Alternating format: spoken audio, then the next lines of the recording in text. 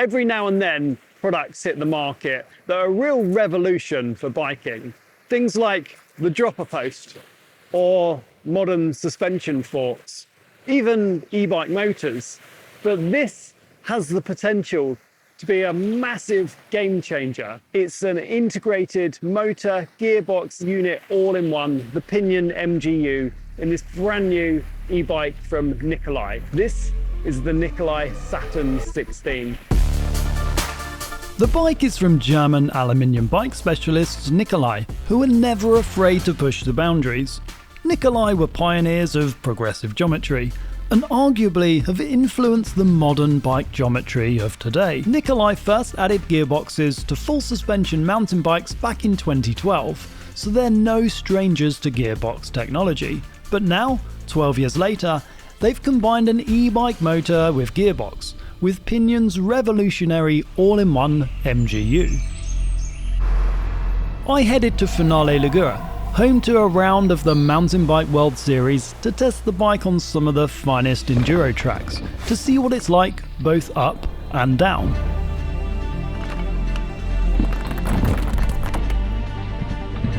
Ever since I saw this new technology released last year, I've been itching to give it a go, on some proper trails, on a bike that's designed for smashing up and down as fast as possible. Is this new bike the ultimate modern electric mountain bike?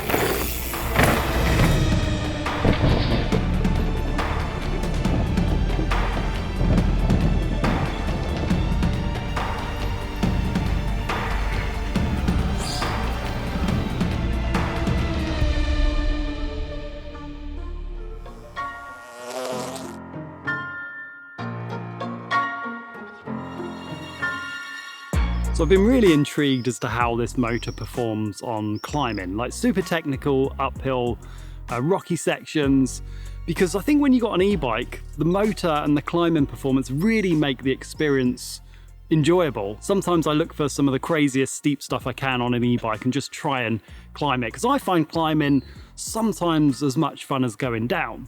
So the motor performance is really important, but the geometry on this bike, I would say, lends itself to climbing. It's got a steep seat angle, 77.5 degrees, and the chainstay is 451 mil on this large size bike, which means it's going to give me a bit more of a stable kind of back end. The front hopefully isn't going to want to lift too much, and my weight is perched forward with that steep seat angle. And what I'm looking from the motor is enough low down torque and grunt that when I kind of slow down on the pedals and then start pedaling again, it's going to give me enough of a boost to climb this section. There's just a little techie section just behind me. Now this was actually a stage in the EDR, the electric enduro race that happened last week. This was one of the power stages. So let's see how the Saturn fares just on this uphill stage just here.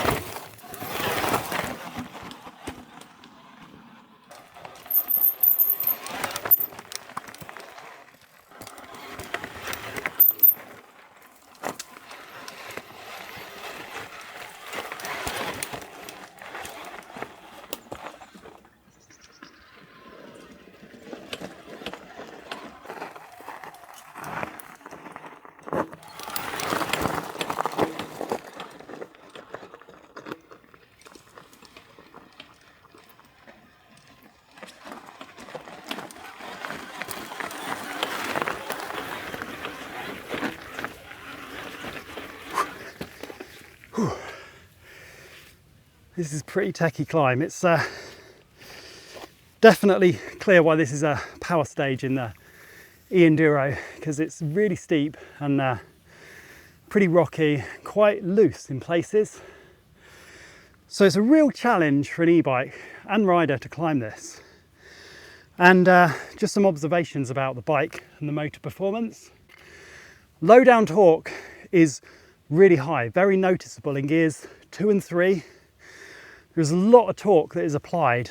You do have to give it a little bit of a crank, a little bit, maybe 10-15 degrees before the motor kind of kicks in. So you don't get that instant, like right off when you start pedaling, power.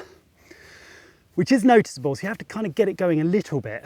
But once you're going, really, really punchy. I would like a little bit of overrun after you've finished pedaling. It kind of stops almost instantly. So when you stop pedaling, the bike has no more forward momentum. A bit more like a regular pedal bike. When you stop, the bike stops going. And that little bit of extra overrun, I think, would be helpful for the most technical of rocks that you have to kind of get the front end up and over. You can see there's some pretty steep stuff here, and it requires a bit more physical effort on the rider part, more technique than anything, but I think a little bit of overrun would be helpful on this bike.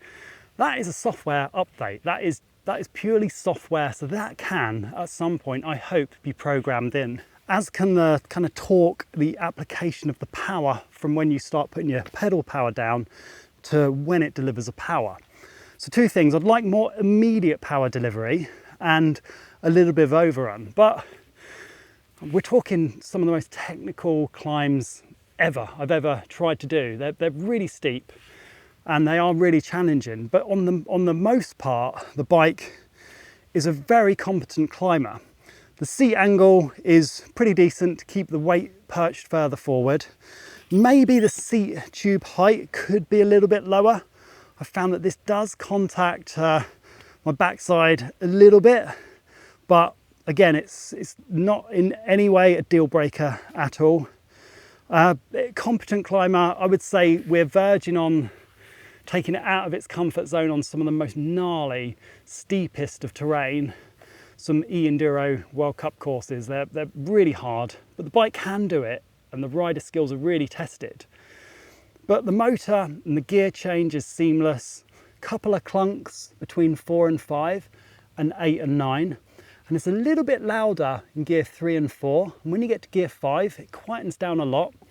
Noise is noticeable. It's not a massive issue. It doesn't put me off too much because the benefits of this bike, the shifting, the speed of it, the lack of noise from the drivetrain, it's a very, very impressive system, and integrated into a bike like this, make it a very competent all-mountain enduro mountain bike. Impressive stuff.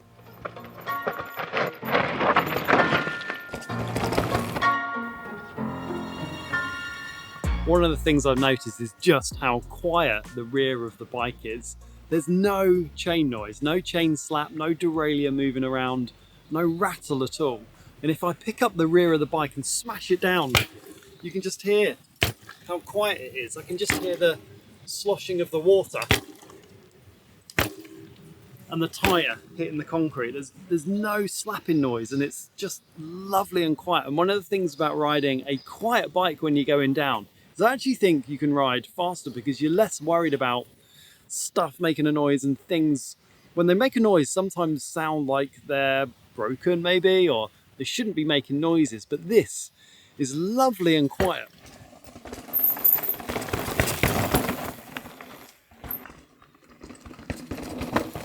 And the gear change, you can just hear a little bit of mechanical motor noise. We'll talk about the motor noise under power a little bit later, but slamming it around, it's so nice to hear nothing out the back but the tyre hitting the dirt.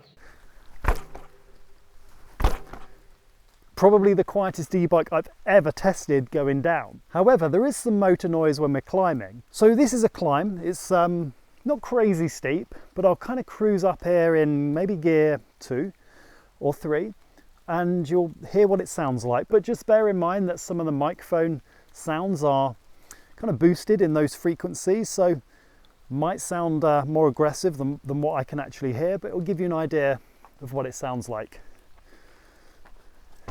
So here we go, gear 2. I'm in the most powerful mode, by the way, fly.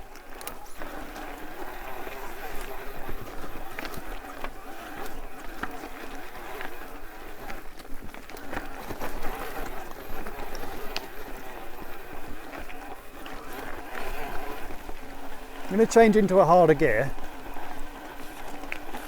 This is gear 5. And I would say as you get into the harder gears, the noise decreases significantly. So there are some trade-offs. It's super quiet going down the techie trails, noisier in the easier gears when you're climbing super steep stuff, and then as you get into like gear 5 to 12, very quiet. And the gear change, virtually silent in some of the higher gears or the harder gears as well. A couple of clunks between gear 4 and 5 and 8 and 9, but you kind of learn to ease up on the pedals between certain gears. And I do think over time you could kind of learn when not to put pressure on the pedals when you're at a standstill to reduce that clunk. I mean, it's just a novelty on its own being able to change gears at a standstill, but if I do it with pressure on the pedals, there's a slight clunk where the pin is going into the gears, but if I reduce pressure on the pedals, virtually no noise other than the servo noise. I'd take that with the ability to just change gears whilst completely stationary. It's a revelation, it really is.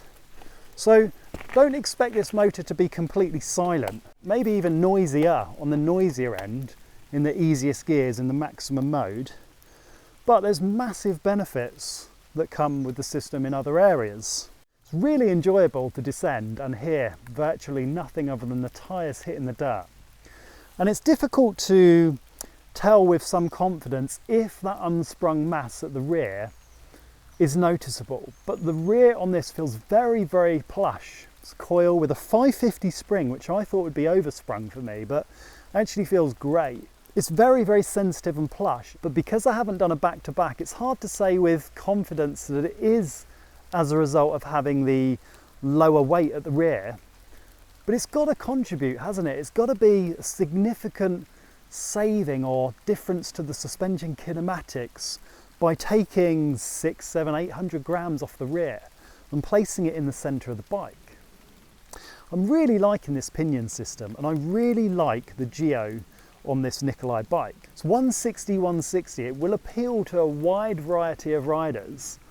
It's not crazy extreme. We're not talking crazy extreme slack head angle. It's got a reach of 510 in large, which on paper sounds big, but it doesn't feel big at all. So I think there's mass appeal with this. Perhaps one day we'll see a longer travel version with maybe a 170 or a 180 fork, but there's nothing stopping you adding extra travel on the front if you want. But I think for trail riding, all mountain, this is a killer bike, even for some enduro stuff.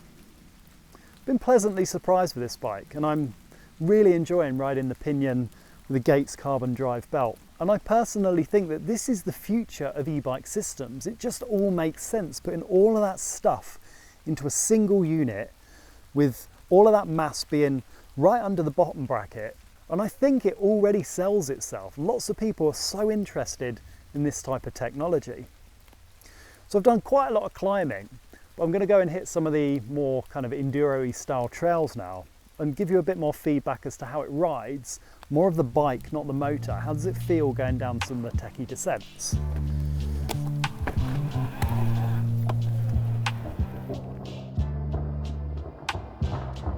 Despite the weight of the bike, I can't say I once ever thought it felt any heavier than other full power bikes out there once I was riding it. I'd put this down to how balanced the front and the rear felt. Moving all of that mass to the centre of the bike, right where you want it, has a positive effect on the handling. The suspension is freer to move through the travel, and the bike just feels more balanced front to rear. But what was instantly noticeable is just how quiet the bike was to ride down the trails. It's very hard to go back to a motor and a system that makes lots of noise after riding something as quiet as this.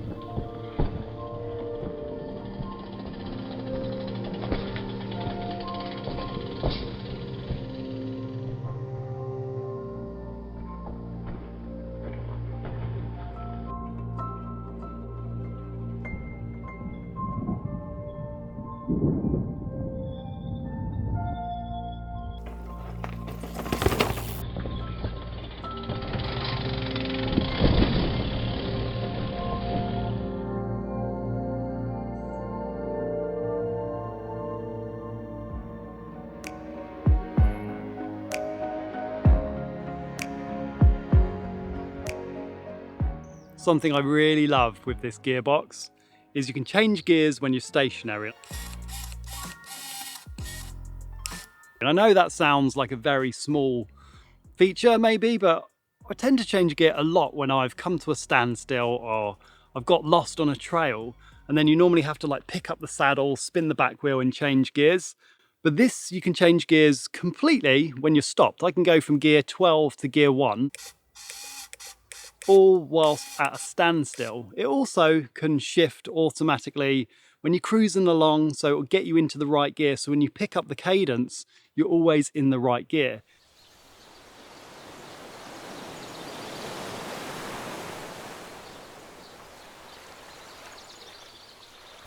So look how clean it looks back here.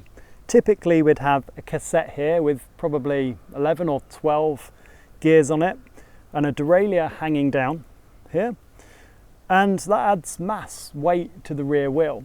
And all of that affects the gravity of the bike, the balance and the suspension performance as well. This bike has the Gates carbon drive on it, which is virtually maintenance free.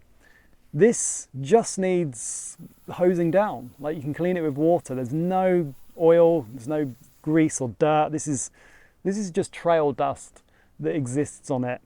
And they're incredibly strong. They do not stretch like a chain does. A chain will stretch, and a chain needs regular maintenance, frequent degreasing and relubing. And I often experience, even on the highest end drivetrains, having to regularly micro shift or tune them to get them to shift as well as possible. This doesn't require any of that. Shifting is clean and precise every single time. And personally, I've already bent maybe 3 rear derailleur cages, especially on mullet bikes, which tend to be much closer to the ground.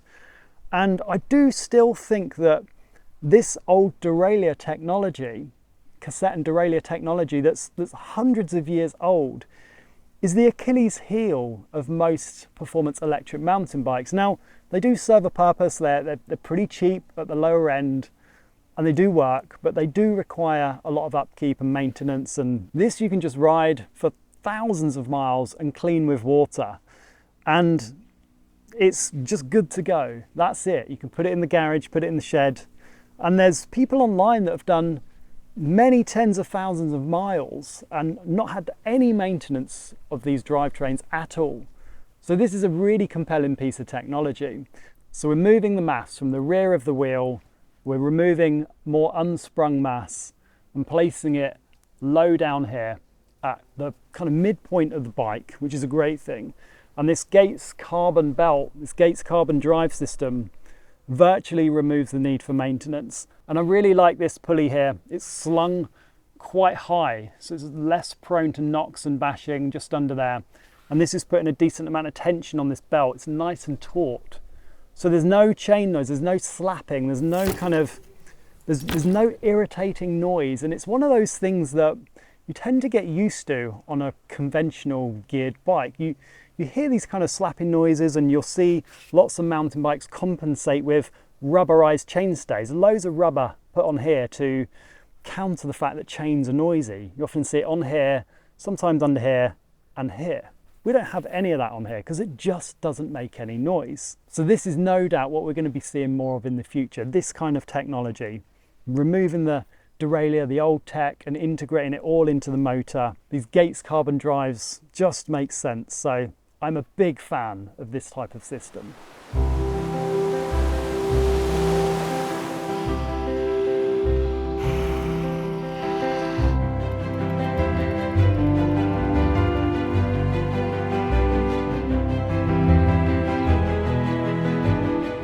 So I've been on the bike for a full day now. So this is only a first ride. It's not a long term by any means, but a full day on a bike gives you a good understanding as to how it performs. Now, we've already spoken about the motor and the performance of that, but one of the contributing factors to the way the bike handles, I'm certain now, is the lack of the cassette and the derailleur on the rear end.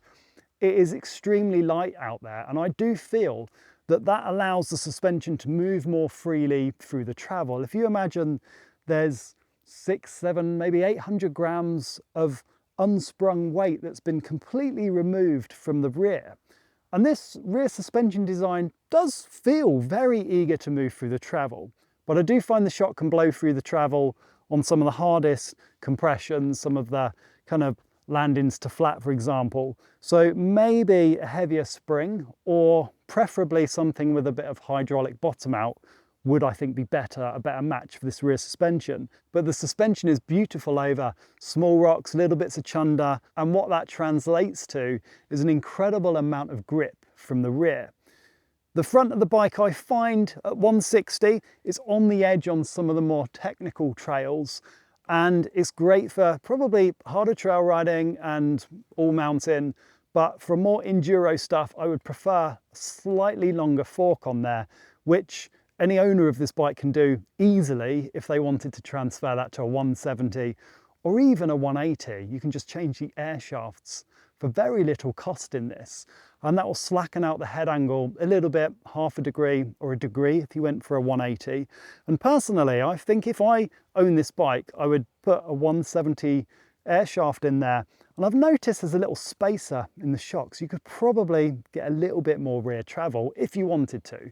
But I think for trail riding, all mountain style riding, this is an outstanding piece of engineering, and the tech is fantastic. It's so quick to shift through the gears, and descending is an absolute pleasure. It is so quiet going down.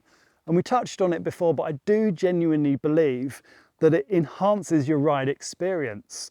This is quieter, I'd say, than any bike, not just e-bike, regular pedal bike as well. And that's something to be said. When e-bikes can be very, very noisy and clunky, this is an outlier in that space. So I've massively enjoyed riding this Nicolai Saturn 16. Things like the Pinion are really revolutionary. The Gates carbon drive just totally makes sense. Zero maintenance. You can see there's just a little bit of dust on it, and that will wash off with some water. Don't need to worry about lubing it, oiling it, anything. It's just maintenance free. This can be chucked in a shed, locked away. You're not going to get any rust or anything on that chain or any stiff links. It's just going to work. And that's the beauty of this. It just works, and it works amazingly well. I'm super excited about the future of the MGU bikes, but this right now is an outstanding product, and I can see myself owning something like this. I've been really, really impressed with it. Thanks for watching this video. If you've got any questions, pop them down below and I'll do my best to answer, and subscribe for more e-bike content, and I'll catch you soon.